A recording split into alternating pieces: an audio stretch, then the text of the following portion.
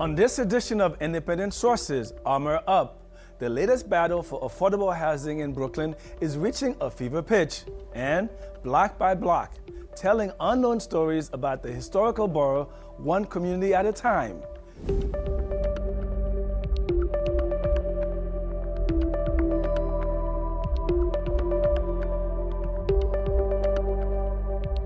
Independent Sources, your window to the city's ethnic and immigrant communities. Here's your host, Garry Pierre-Pierre. This week, our show is Brooklyn themed.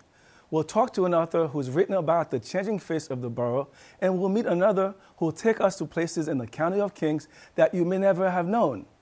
But first, we'll learn about the latest gentrification frontier in the legendary borough. The Bedford-Union Armory in Crown Heights was once owned by the state of New York for decades before being transferred to city ownership in 2011. Since then, the City Planning Department and the Economic Development Corporation have been looking into developing the property. BFC partners won the bid for the project, and now the city is asking the community for input. The current deal includes plans for a recreation center, but no real affordable housing. This is drawing criticism from community members who want a new deal that meets their needs. We hear more in this report produced by Marissa Holmes. This Bedford-Union Armory right here, on Union and Bedford, this is what they're gonna put the townhouses and condos. And you look at these buildings, you go, when is that could be affordable for the community? And then when I go and check it out, one of the buildings starts at $1909 for a studio and up. And then the building across the street, they asking for 3 or 4 years of rent and your bank account to qualify to get in their building and a high credit score to get in their building. So it's not cut out for the community. The area median income for NYC is $81,600, whereas the median income for Crown Heights is $42,773. According to a recent housing report, market rate housing averages $2,369 for a 2-bedroom, which is not affordable for the residents of Crown Heights. So what do you begin to have? You begin to have displacement. One, the folks that get displaced by the rents going up, because the landlords can certainly use all kinds of tricks and techniques to push you out. If there's a new development coming, they're going to be allowed to raise the rents. So you get priced out of your own neighborhood. In December 2015, the New York City Economic Development Corporation announced that a developer had been chosen based on their ability to accomplish the community goals. Their proposal would, 1, preserve the majority of the historic Bedford-Union Armory, also create much needed affordable housing, and create jobs. The Economic Development Corporation, or the EDC, is responsible for clearing all development that happens in the city. Since acquiring the Bedford-Union Armory, they have consulted with BFC partners to create a development plan. The plan currently includes a building that is 542,000 square feet, a recreation center, community office space, 6 condominiums, and 330 apartments. But it does not include real affordable housing. They say it's not a thing of people of color or anything like that, but yet you put this beautiful picture, you have this drawing of the gym, and you have have black and white people on the basketball court, and then you turn to the volleyball court, they have pictures, not one black person. And then you look above the thing, they had not one, the people that stand up, not one black person, only on the basketball court. So, but yet, what they're trying to do is trying to appeal to the people of color of the community, but we're smarter than that. We're not going for that. According to a study by New York Communities for Change, the median income for Hispanic households was $38,168. For black heads of households, it was $45,476, and the average for white households was $60,766. People of color in Crown Heights will not be able to afford market rate housing, and so are being displaced by white tenants. I've been fighting this fight for 30 years, and I am tired. You know the old saying, fool me once, shame on you, fool me twice, shame on me. Well, we've been fooled over and over and over again, and I'm just sick and tired of it. When you have an administration and a city council, I might add, that considers itself to be progressive, when you are complicit in displacing your own constituents, you know, this is why people are upset all across the city, and folks are fighting back. And we're taking a stand at the Bedford-Union Armory.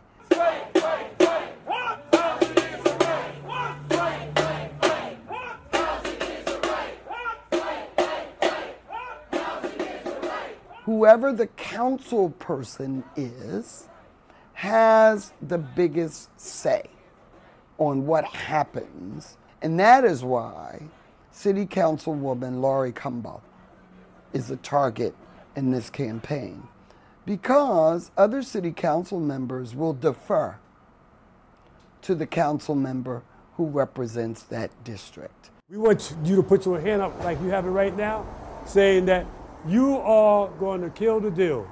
All right, Laurie? Laurie, we telling you, not asking you, we telling you to kill the deal. Some of these local politicians that sign on projects like this, that's what we need to get. These are people that we need to, like coalitions need to come out and point fingers at them. And we need to start interrupting their town hall meetings and stuff. We need to go out and let them know how we feel when you come in our community and we vote you in office, and you're supposed to have to look out for our best interests, but you're not. You're looking out for $1. City Council is just beginning the land use hearing process on the Armory. Community members plan to be out in protest in the coming months. As of the airing of this story, Representative Laurie Cumbo has not yet clarified her position on the project. Still to come on the show, what exactly is the New Brooklyn?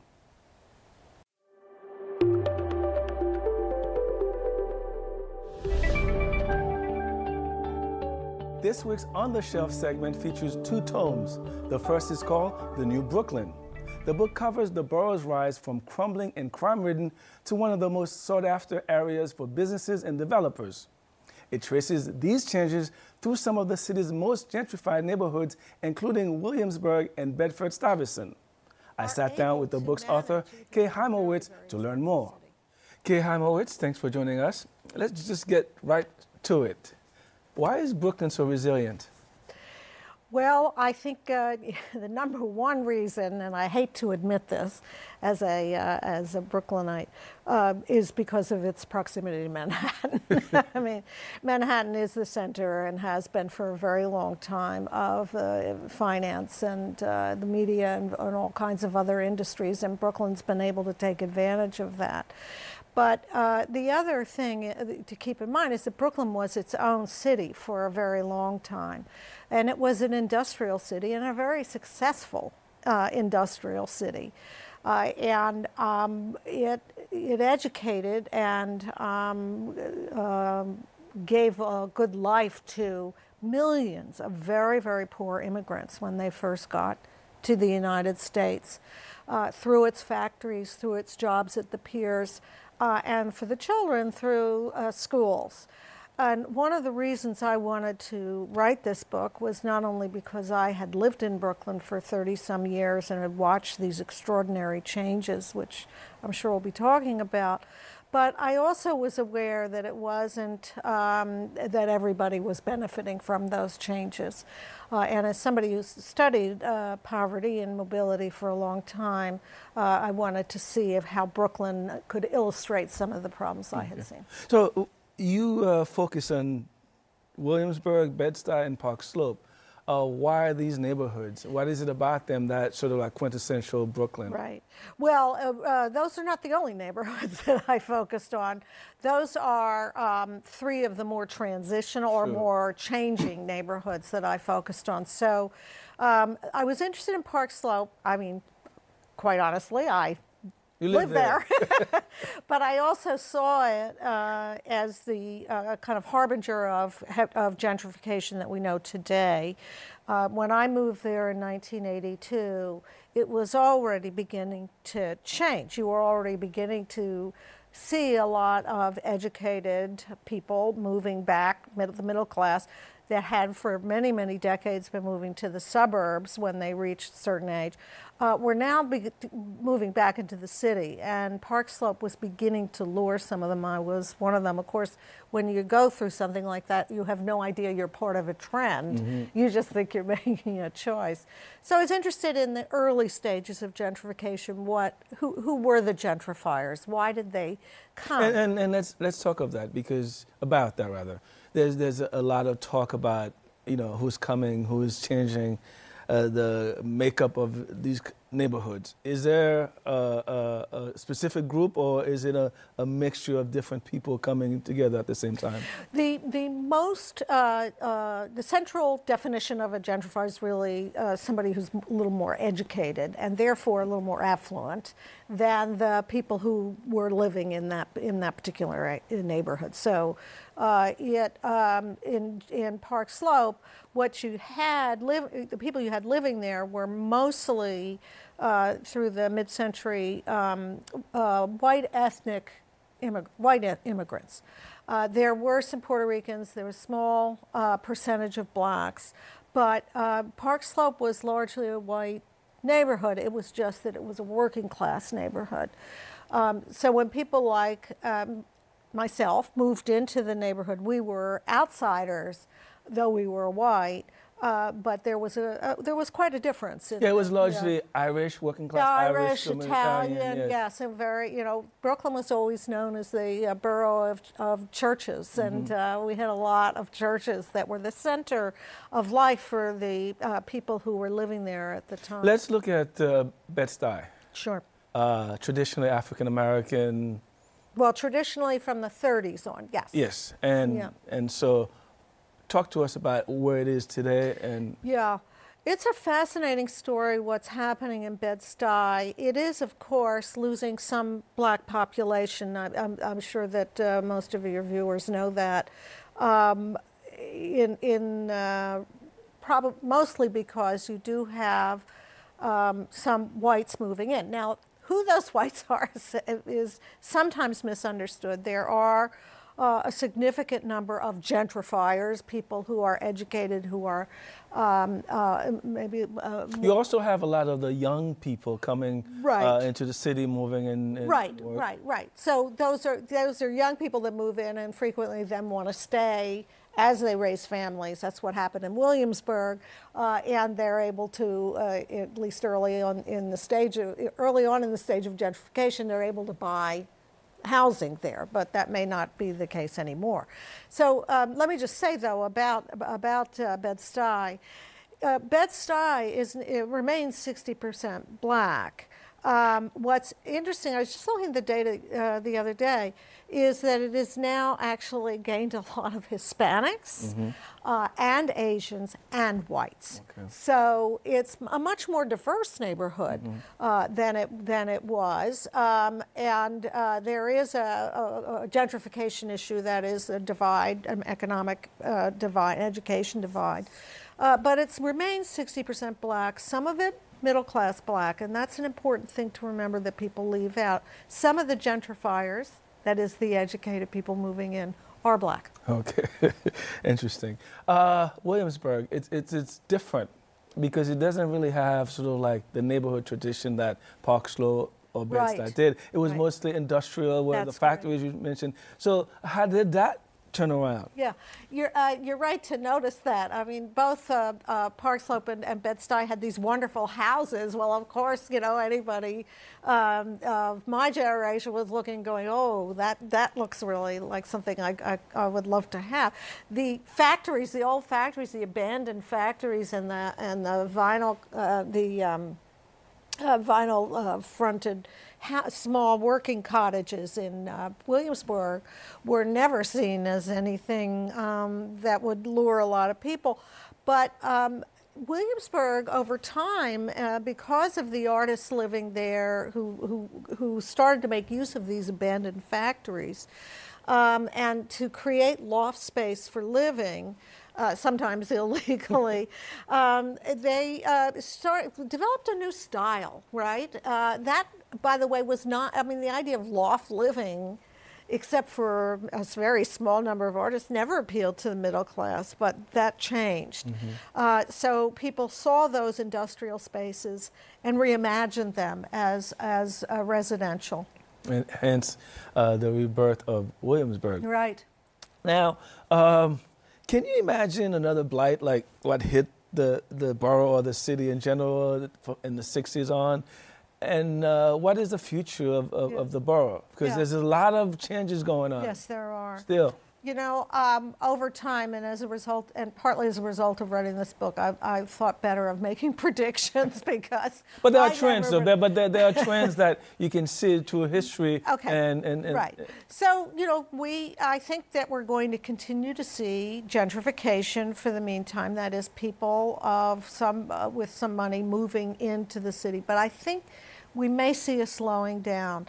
The younger generation we talked about who moved into these neighborhoods like Williamsburg and began to turn them around and change them, are now, if they move here just out of college, finding it almost impossible to stay. So it becomes a very temporary place to enjoy the city life. But once they start families, they're probably going to, or they're in most cases, going to move either to the suburbs or to other cities. There's a kind of trickle-down effect going on where you'll see young, educated people who might have really wanted to be in New York, can't afford it. They're going to places like Columbus, Ohio, and starting their businesses or finding their jobs there. So there will be some of that as well. I do think that we're going to continue to have a great deal of inequality. That is built into the economy right now. This is not just a New York City problem. And we're going to have a great number of immigrants coming in also, who somehow, and I can't profess to really understand it even after writing this book, are able to manage even in a very, very expensive city. Okay. And so there's so much to unpack here. I mean, we could spend hours talking about this because I love Brooklyn. I grew up in Brooklyn. But what is the demographics of Brooklyn now? What is the group? What is Brooklyn's ethnic identity today? It doesn't have one. It is diverse, you know. So it is about 30% white. It is about 30% black. And as for the rest, it's a combination of Asian, various, and when I say Asian, South Asian, Southeast Asian. Yes, exactly. So you go out Ocean Parkway, for instance, and you're going to go through one neighborhood after another. It's going to change after a block. Sure. There's a large Bangladeshi community, Pakistani, Indian. You have the Turks, and yes, all of that. So there's just a huge variety, and it was impossible to look at all of them, so I sort of limited my scope. But it's there, and they're each of them creating small communities of great interest to Brooklynites. There's a lot to talk about. Unfortunately, we're out of time. Yes. Kay Hymowitz, thanks for joining us. Thank you. When we come back, walking 816 miles to get an unfamiliar view of Brooklyn.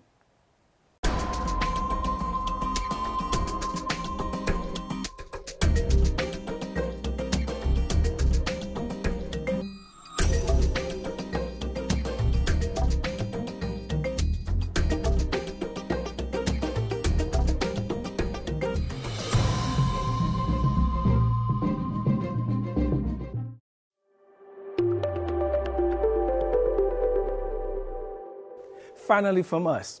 The second book we feature this week, The Brooklyn Nobody Knows, is by CUNY professor William Helmreich. Helmreich walked all 816 miles of Brooklyn to reveal a very different view of the County of Kings. He took part of that walk with producer Barry Mitchell, who filed this report. William Helmreich is a gregarious urban explorer. The City College sociology professor has pounded the pavement of every single street in all 5 boroughs. I walked 6,048 miles for my first book, The New York Nobody Knows. Which covered points of interest in all of New York City.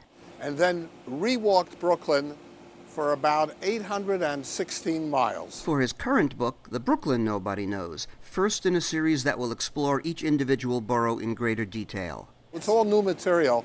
There's almost nothing from the first book. It's got maps and photos, and it allows you to walk every street, block by block, focusing on the things about Brooklyn that nobody knows. We began our mini tour of Brooklyn in industrial Bushwick. What we are looking at now is Graffiti Central, USA. People come from all over the world to look at this site located on Mesereau Street and Waterbury Avenue, which has graffiti art done by artists who are famous, by artists who are not so famous.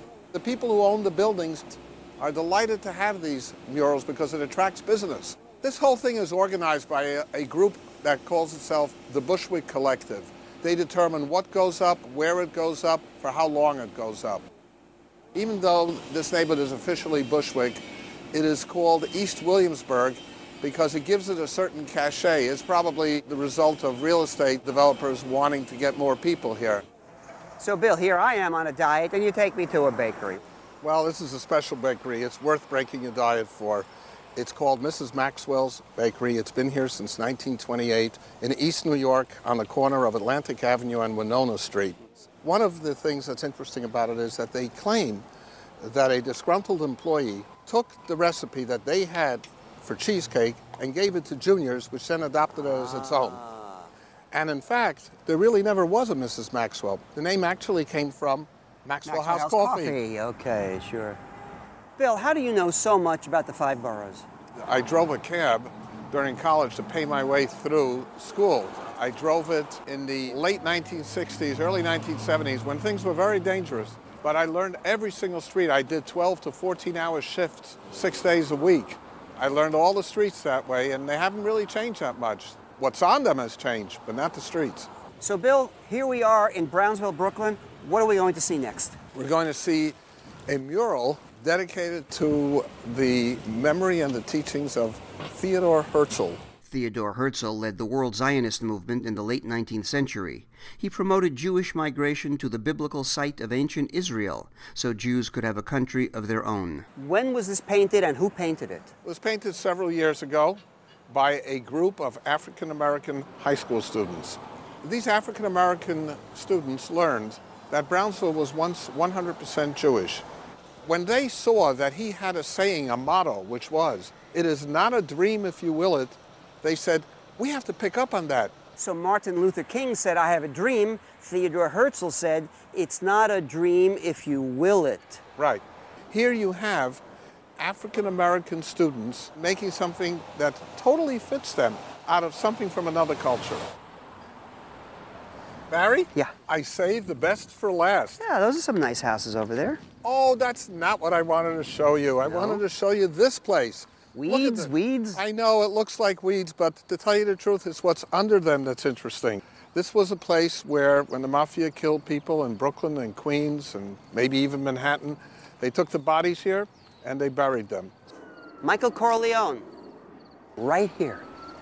Is right across the way on the other side of Linden Boulevard where Howard Beach is, where the famed John Gotti lived.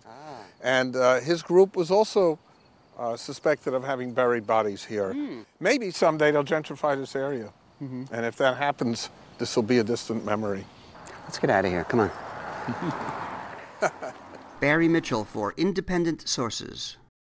Both books featured in this week's show, The New Brooklyn by Kay Hymowitz and The Brooklyn Nobody Knows by William Helmreich, are available online and in bookstores. That's our show this week. Thanks for staying tuned. Till next time, be independent-minded.